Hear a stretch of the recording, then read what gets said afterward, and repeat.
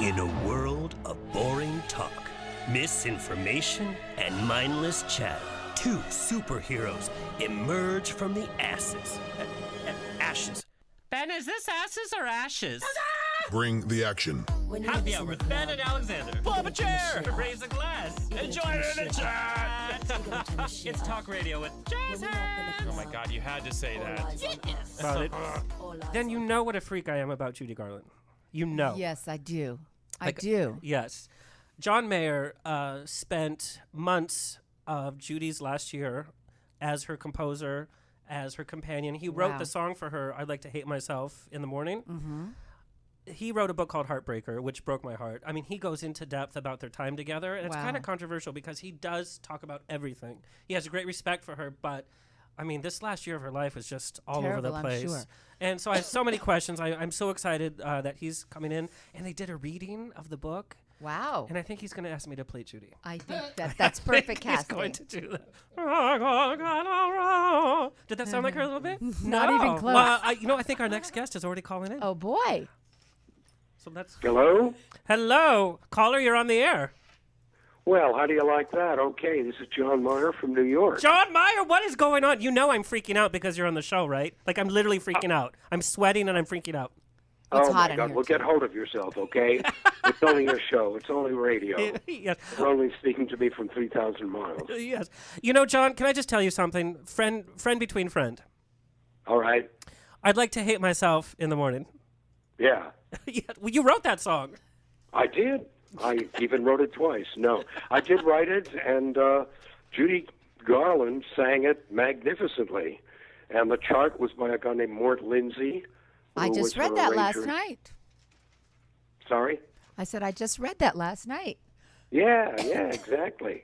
And she, I think, did a great job. Do you sing? Joan Ryan is a very consummate singer. In fact, we have her CD right here. You would love her voice. She has a lot of the qualities of Judy, where just belting with this emotion. In fact, Joan was just at New York, and she's going to be back in April. Mm-hmm. But John, I have to tell you, I picked up your book, Heartbreaker, a few years ago. Yep. I literally could not stop reading it. So it just briefly to our listeners, it details a few months of your time with Judy as her composer, her companion, her confidant. You kind of kept her together during the last year of her life. Yep. That's right. And the book came out in an emotional rush, which is, I think, why people find it so compelling, because it's totally heartfelt. She really did put me through a ringer, you know. I mean, she sent me up to the greatest ecstasies and then brought me down to the worst agonies, I think, of my life. She could do that. She was an incredible woman, 360 degrees, the whole ball of wax. She could be enchanting and sexy and funny, and then she could be terribly manipulative and destructive as well. You know, I took a lot of flack from readers of the book when it first came out in 1983 because I painted this fully rounded portrait of Judy, and a lot of Judy's fans don't like to hear anything negative. Yeah, So, there was a you know. lot of controversy with your book, but what I did like about the book is you also talked about, like you so eloquently just said, like the good times, and in some of the passages of your book, you have such a respect and kind of you still idolize her in a way, which Oh, yeah. which even towards the end of the book, I know things didn't quite work out, and you could have walked away with this experience with such a bitter taste, but like you said, it's kind of a loving, almost like like family, you Yeah. get it mad is. at your family, but you still love them at the end of the day. You can't help loving Judy when you're in the same room with her, really. And I was so very lucky to have such a wonderful, close and intimate experience with her. And, it just affected me so positively at the beginning that even though the outcome was terribly sad, she basically dropped me and left me, and I had to reconcile myself to that experience, and that's why the book is called Heartbreaker, because it was indeed heartbreaking to go through the end of that affair. Now, John, what I also love about the book is that it actually comes with a CD that you won't hear anywhere else, and at some of your rehearsals with Judy, I mean, it's an amazing piece of American music history. Well, yeah, I was just very fortunate that the tape recorder was by the piano when we had to rehearse for a club gig that I had arranged for her for the unbelievable sum of $100. Oh, my Remember God. that? She sang for $100 in a little cafe on the east side. And I just turned the tape recorder on, and although the balance is a little upsetting, the piano is too loud, but you can still hear Judy, and you can get a sense of her sense of fun in rehearsing with a new guy she's known less than 24 hours, and putting music together. And discovering each other musically is apparent, I think, on that tape. And that's what makes it so much fun. It's just spontaneous. And, of course, the songs by Cole Porter and Cy Coleman and, Rodgers and Hart, all those great composers. So that's part of the fun of the book, is getting this CD with it. And with that CD, I mean, you see, she's kind of playful as well. I mean, Yeah. she was going through this horrible period of time, but she's so Right. playful with herself, with her image, with the music, and maybe that's what kept it fresh. I mean, how many times did she sing these songs over and over again? But you Yep. hear each recording, it sounds like she's doing it for the first and last time. Exactly. Well, she had that ability to make things new with each performance. And, of course, here she is, stimulated by a new budding relationship and testing out musical chops that had not been used recently. In fact, Richard, the fellow who introduced us, had warned me that Judy's voice was just about gone. He said there was nothing left. And yet when you hear her sing the final phrase of "If once, for once in my life," Go. you can hear all the power and all the strength was still hers and still there. John, can you describe to our listeners a scene from the book, and it's the very first time that you walked in and you knew Judy was in the vicinity and your first meeting with her. It's such a magical moment of the book. Well, it was really funny because I walked in to Richard's large studio in the Carnegie Hall Apartments, and there was no sign of Judy. And I said, "Richard, where is she?" And he pointed upstairs to a sleeping loft, and at the same moment, a pair of sheer black pantyhose sailed down over the railing and fluttered to the floor like the Wicked Witch of the West. And I picked them up, and I think I actually said, "These are great, Judy, but I'm a size 6. And she started laughing, and then she threw down a couple of more items, and I said, "Would you like me to throw up a couple of jockey shorts?" It was really funny. And then she came down, and she grabbed my hand, and she started to tell stories, and she was just dazzling and enchanting. And that's how we met. And just about 30 minutes later, when Richard left the room, she came over and she grabbed my hand and she said, "Never mind them, I'm with you." And that nearly knocked my teeth out, I said, "Really?" And she said, "Yeah, let's get the hell out of here." And we left Richard's and we never came back. And that We started. embarked- I'm Go sorry. ahead. And that just started a tumultuous relationship of every aspect for a few months. I want to talk about some of there was instances where you were staying at hotels and restaurants and you had to kind of dine and dash, which is told in the book with a little, fun aspect to it. But that must have been frightening for you. I'm sorry, say it again. Aspects of what and dash? We had to dash? No, when you had to dine and dash, so to speak, like Judy wasn't able to pay the bills for meals or for hotel stays. Well, Judy was absolutely broke. She had literally a $5 bill to her name when I met her, and she was in debt to the IRS for over $300,000. So, for example, when we returned from her apartment in Boston, we had no place to stay in New York. The Merv Griffin show had said they would arrange a hotel for us, but when we got to the hotel, it was the St. Regis. They had no record of a reservation, and they told us they were full up.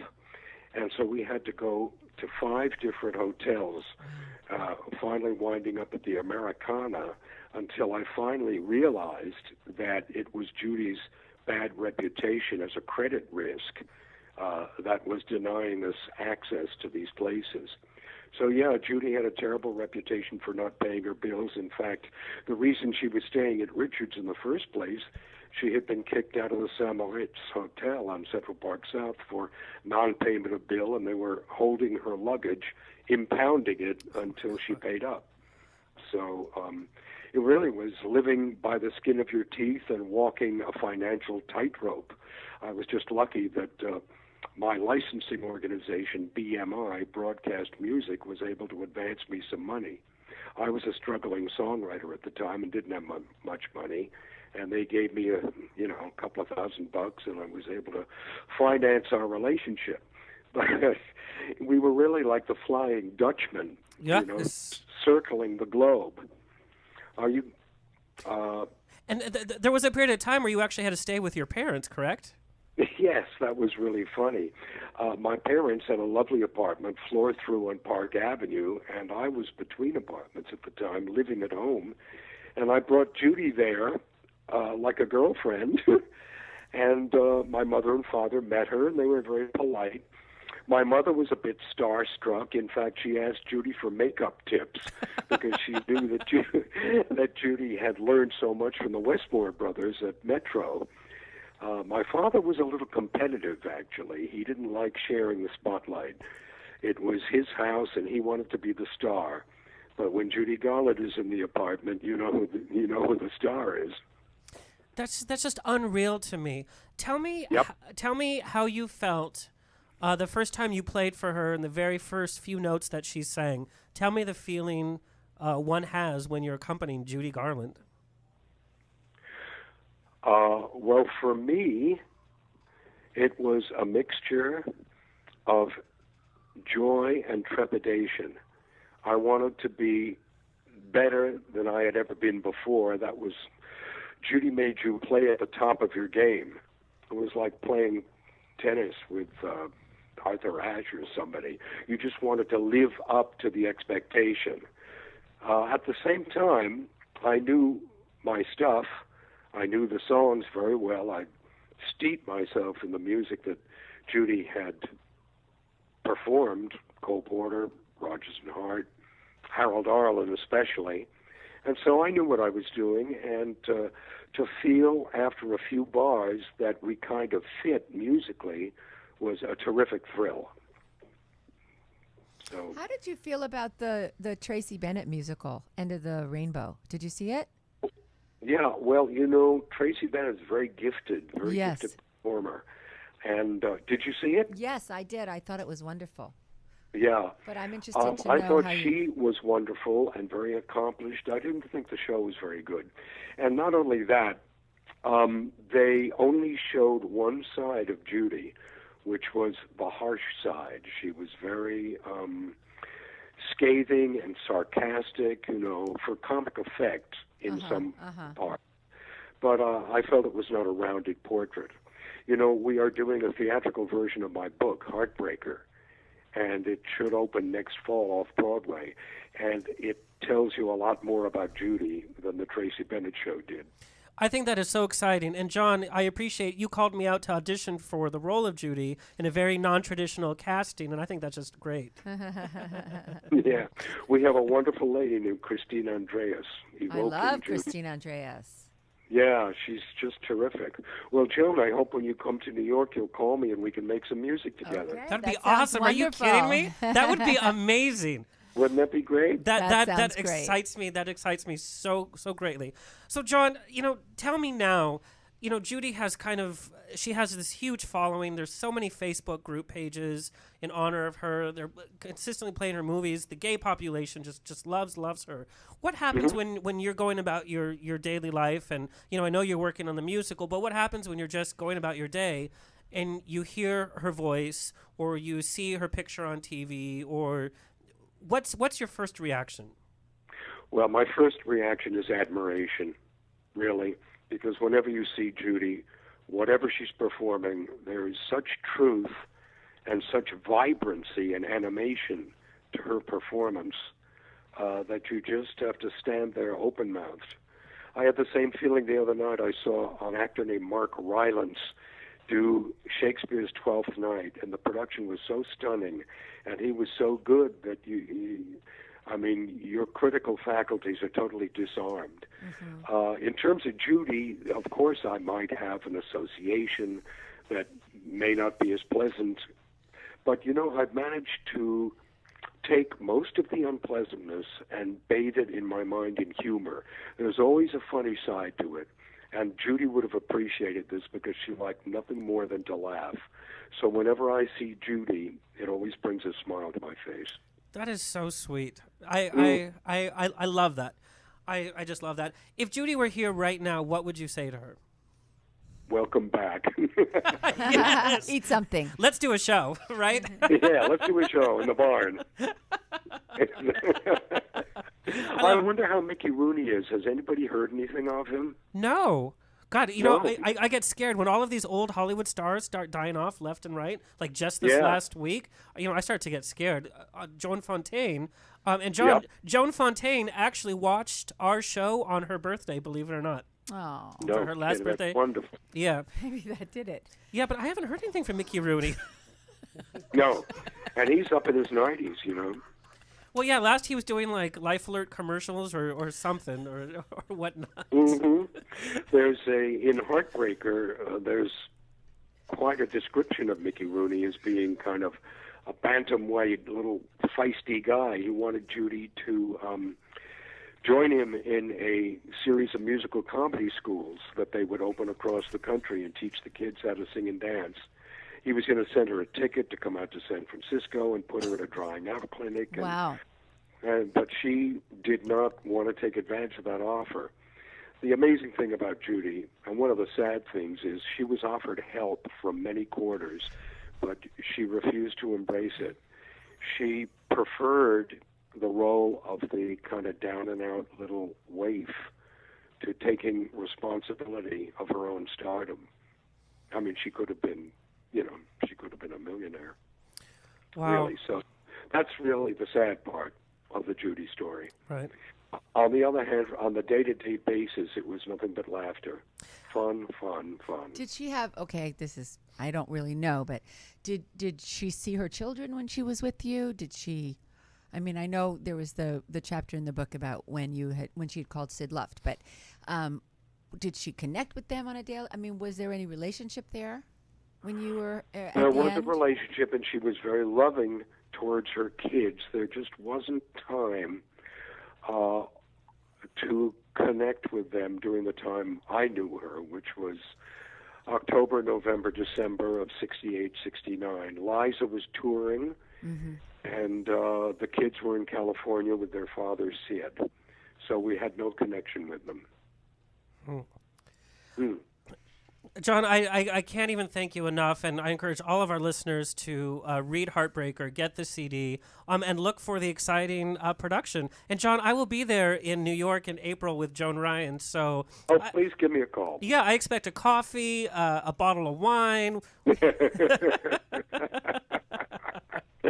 And that's just the beginning. That's just the beginning. But also, your song, I'd Like to Hate Myself, is so funny. And my friends and I sing that often because that's usually how we start the night. That's great. Well, I hope you'll play it on the show. Yes. And I'll get a couple of cents royalty. Thank you so much, John. It's been a pleasure. Where can fans find you? Why don't I give you my website? Yes. I am at Meyer Wire. That's MEYERWIRE,